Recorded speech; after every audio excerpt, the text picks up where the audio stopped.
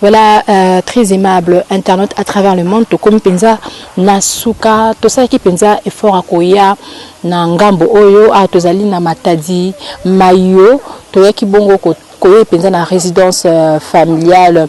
Il y a le premier catcheur albinos congolais Mwimba Texas oyo asili kotika biso na âge il y a 53 ans.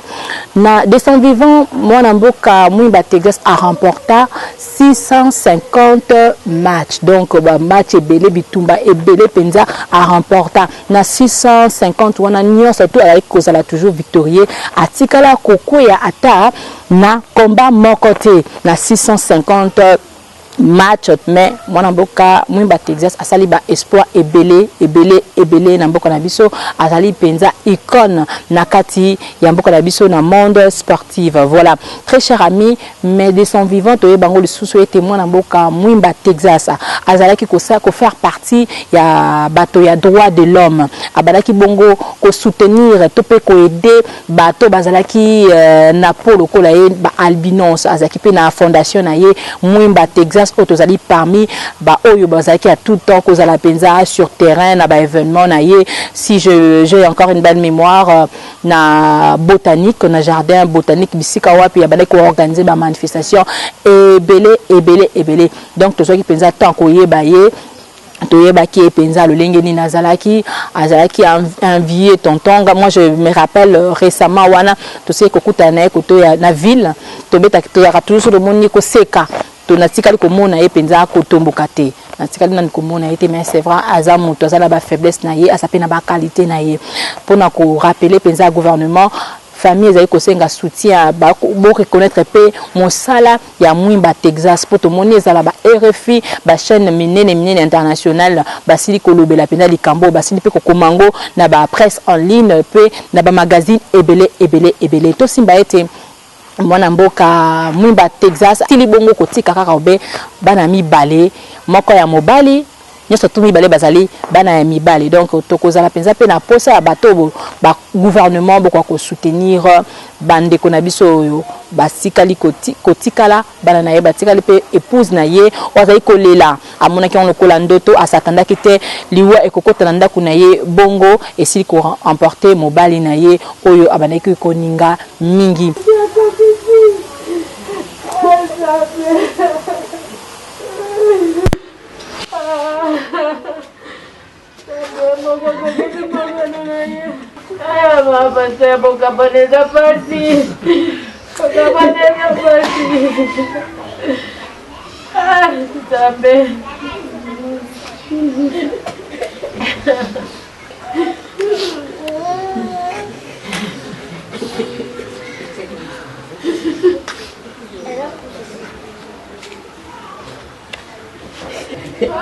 Makabweza kozo mone pa bato ko waya siku tuteke yope ko komelo kana yutango gozoka na yope so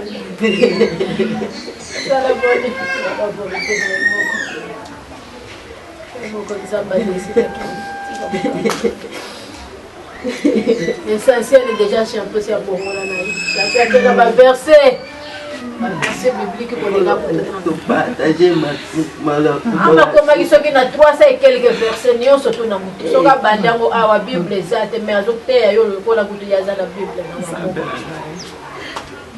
na. Acho asuka sala kilobi. Kona pese na hotel. Acho na asuka lobi sala ki. Albinos moko yaki awa za déjà na problème. Asalele billet d'envoi pour akene na campus. Azana awutaki kote ya na mboka ya Mende na mboka wana ayaki awa kuna pota wana zana champion sele ke billet d'envoi pour atila yana campus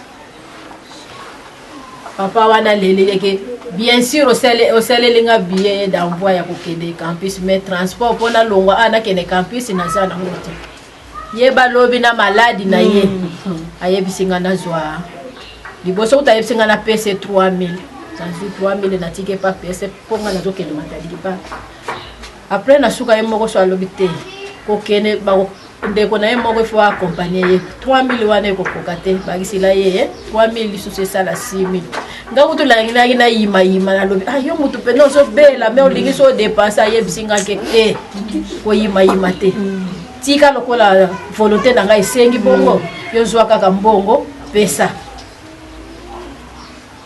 wana témoignage na suka lobi asala action asuka ya sala ki lobi yango na pasi na ya sala ki nango lobi me alomoni 6 000 fois apesaki albinos wana afuta transport akende na lelo akende na campus po balandela soin na ye ata ndenge bozana bambongo ya ndako bana bolela te nzambe moko akosa bolela te ndenge bokoti banyongo abandako bolela te ayekobimisa mbongo abimisi mbongo 5 000 azwi ampesi nga azwi 5 000 mosusu apesi mama mosusu aza kuna babike bosomba ta eloko nzambe likolo azomona mbongo wana apesaki nga wana esuni ngai deja nazalaki ata na telefone te nazofutaka papa akufi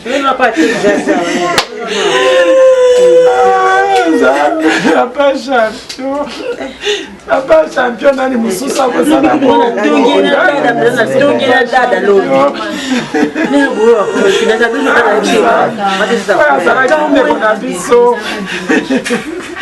oyo azalaki ndeko na biso azalaki papa ya lipangu te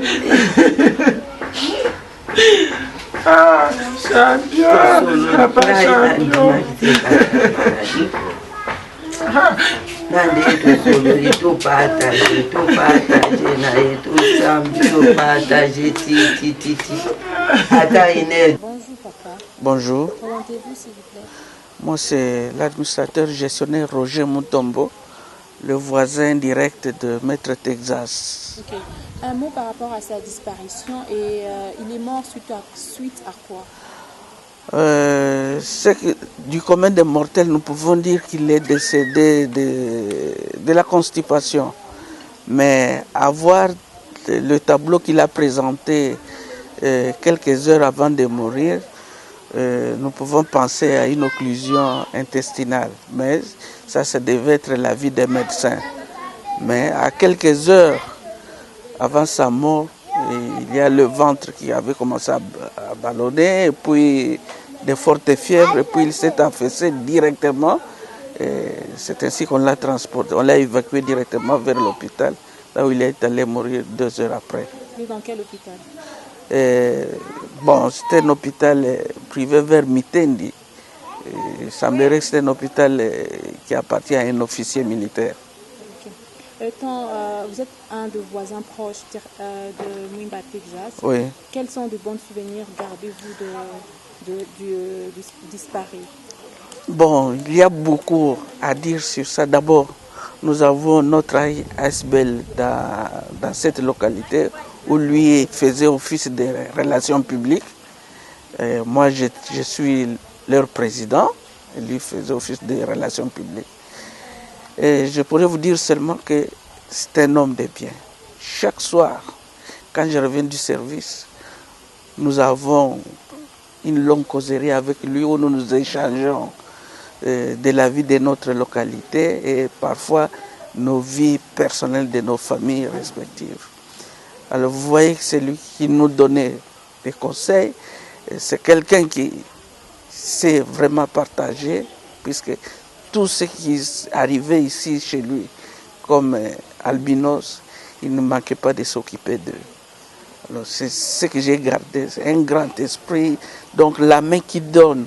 Il me disait souvent que, président, je ne sais pas, nous devons s'aimer par terre, ici sur terre, et ce que nous faisons, c'est Dieu seul qui va nous rétribuer. Et moi, je n'hésiterai pas à intervenir dès que je vois un pauvre ou bien un albinos qui se présente chez moi, qui a besoin de quelque chose et manquer de faire quelque chose pour lui. Ok, message à Ningala. Okokoloba ndenge nini ozwaki nouvelle wana ndenge nini ozalaki wapi et puis ba souvenir nini ozali ko garder ya malamu ya mwana mboka champion Mwimba Texas. Nazalaki musika te Mwimba Texas toloba ke 2 heures avant kufa tozalaki na ye na chambre na ye tofandaki na ye na mbeto lere na mone na constata bandi kosala baoke na tuni ye pourquoi ozosala boye ye Mwimba Texas a posé une question président soki moto azosala baoke boye est-ce que alingi akufa ngana le bina non okukufa te.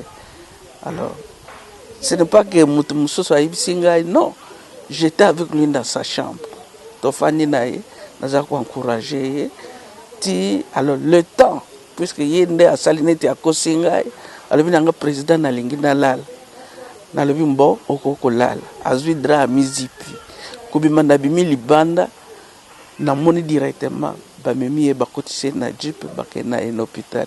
Quelque temps après batéléphoné ngake akofi.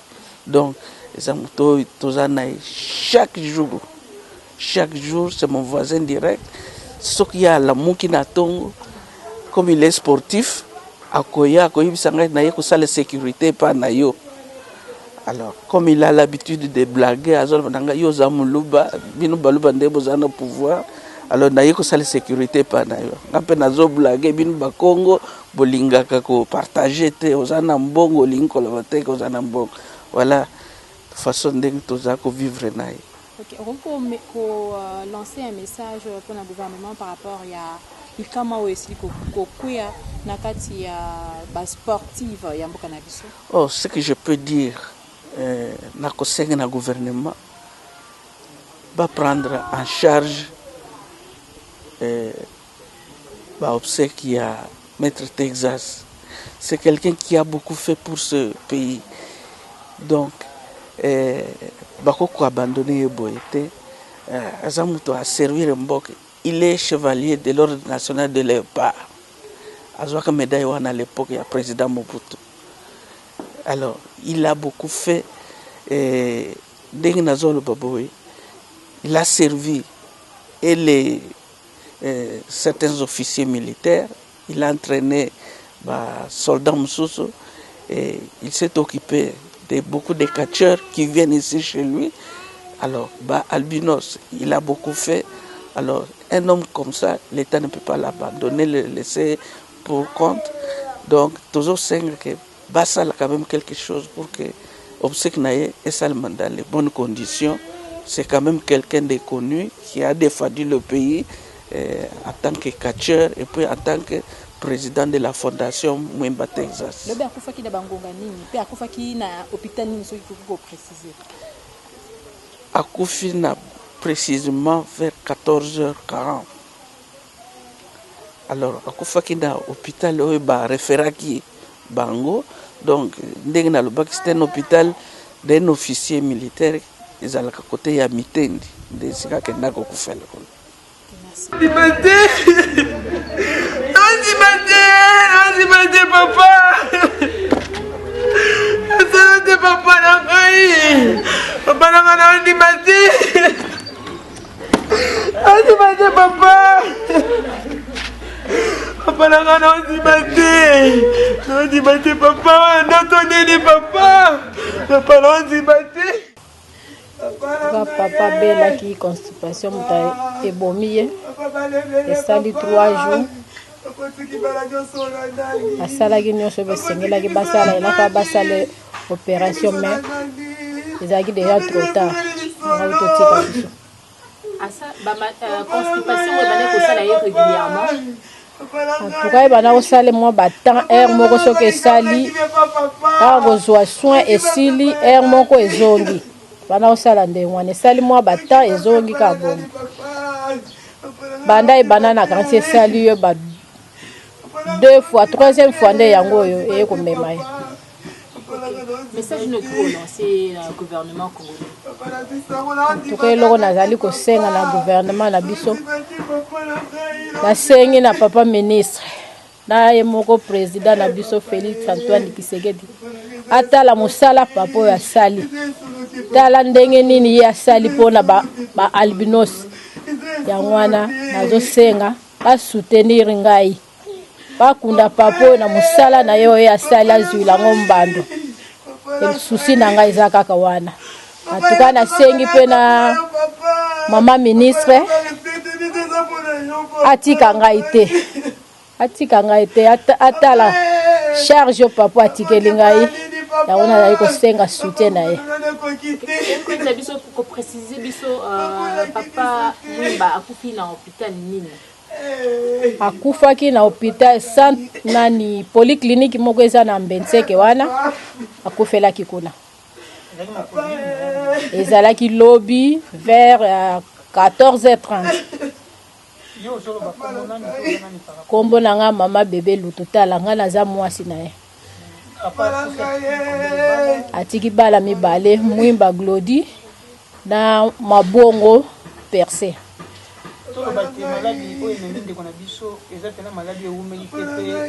En tout cas, te makoke ezangaki te. Lobi azalaki entouré ya 6 docteurs. Basalaki nyonso esengelaki basala me eza volonté nzambe. Nzambe ka ye moko mutayedi.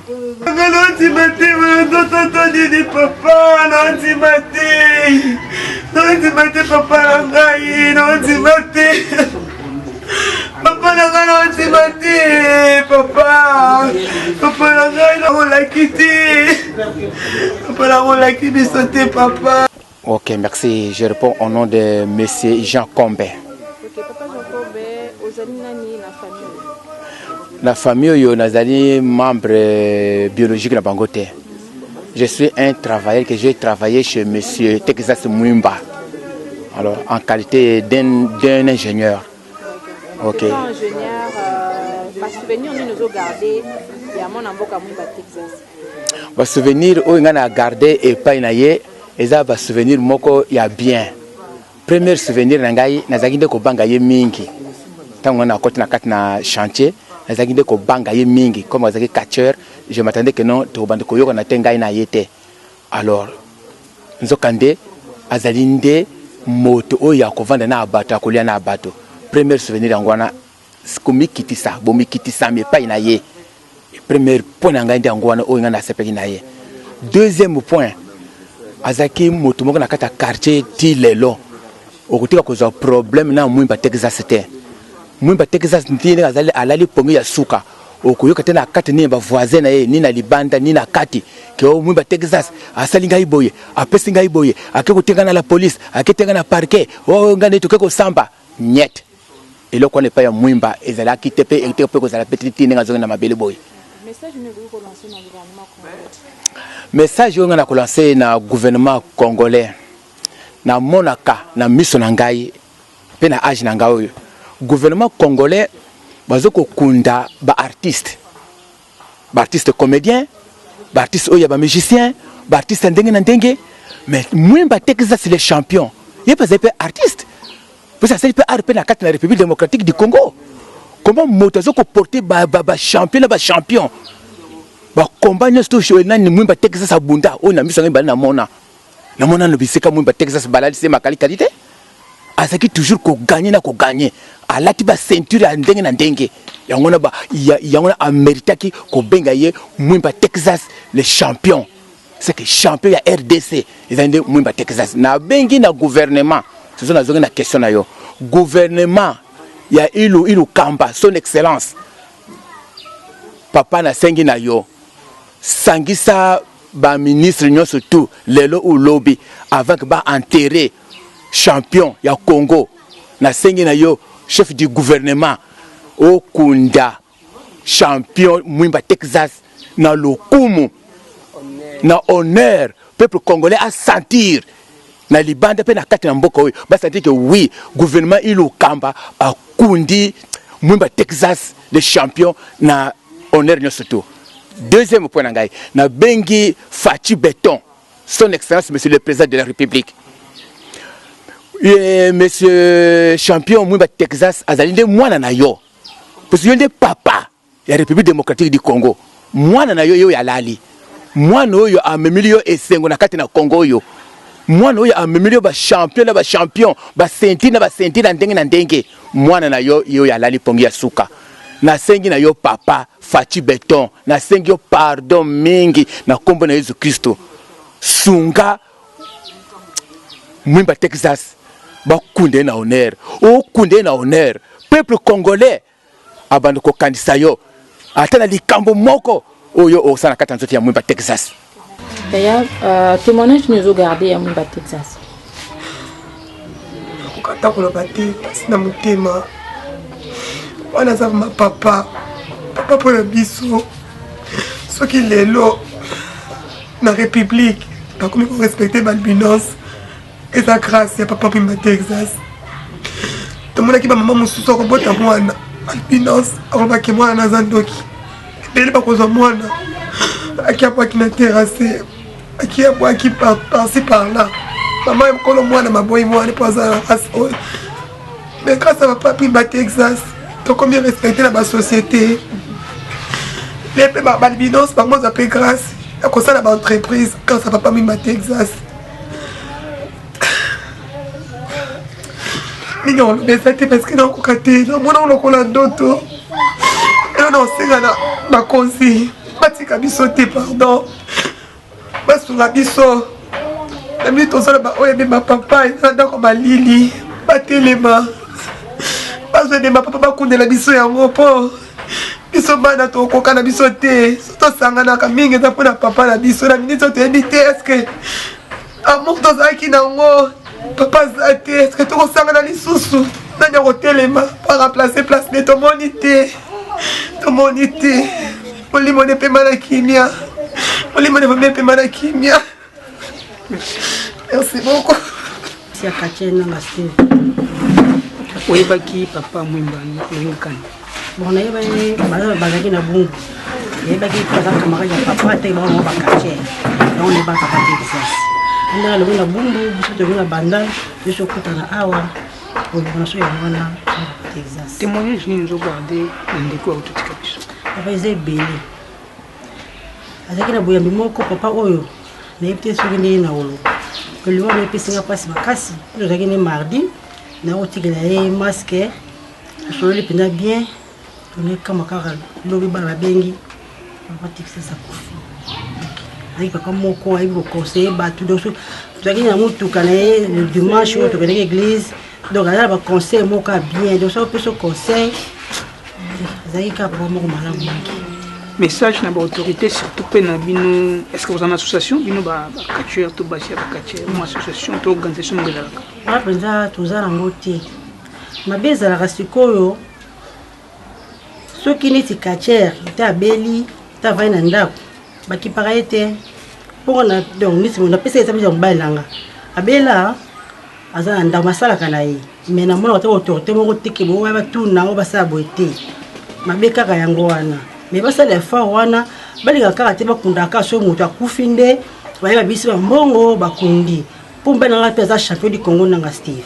To moni ki abunda asute boko be o landela ba pourquoi abunda asute abela comment bien bendeni non mais là on a c'est ka papa biso kufi boye ba kuni na honneur nyonso po asali mingi na mboka na biso asa champion asali mingi na mboka o donc ba kuni pena na honneur nyonso pinza ba kunda pinza bien na kaka na siri autorité na biso. Merci beaucoup. C'est avec beaucoup de larmes aux yeux que nous avons pu tourner pour vous, très chers amis de Congo Impact News, cette émission. Tout lundi, témoignage, il y a maman bébé, Ozali moi sinaye, baboti balami balé, azali kolela, habite à Satanda qui était na liwa au kotananda konaye, na lo lenge koteli. Mwimba Texas a Beli kaka pendant 4 jours.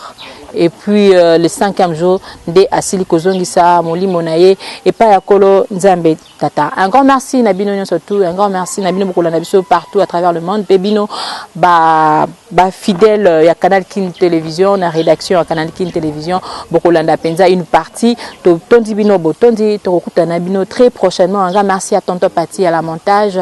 Vraiment pour un rappel, Mwimba Texas Asila Bonko remporté 650, plus de 650 combats. Baimboka, donc ce n'est pas n'importe qui au Asili Kokufa, Asali Penza, premier albinos, a lutté contre injustice otoyibi ke batoming bazaka soko boti mwana ndundu babaka ete bana o bana bilakeli mabe bana oyo bandoki batatara bango de tout mais Mwimba Texas azwa ki penza place na ye pe to mona ki lenge imposer ki penza respect malgré poso na ye imposer ki penza respect bisika bana ko kendo ko mona ki penza na ba grand homme ya mboka na biso tomoni pe na ba combat ya libanda ebele asele ko bunda pe alonga ki azali penza ko mériter ba fleur vraiment adié champion tokobo sanate bolam na yo biso pe presse tozaki toujours na sima na yo pour na ko accompagner yo. Un grand merci na nyon surtout au salaki tozali pe parmi ba balia moi mike na poche na yo. Un grand merci na famille to sali par na biso tika ete nzambe tata ayamba molimo na ye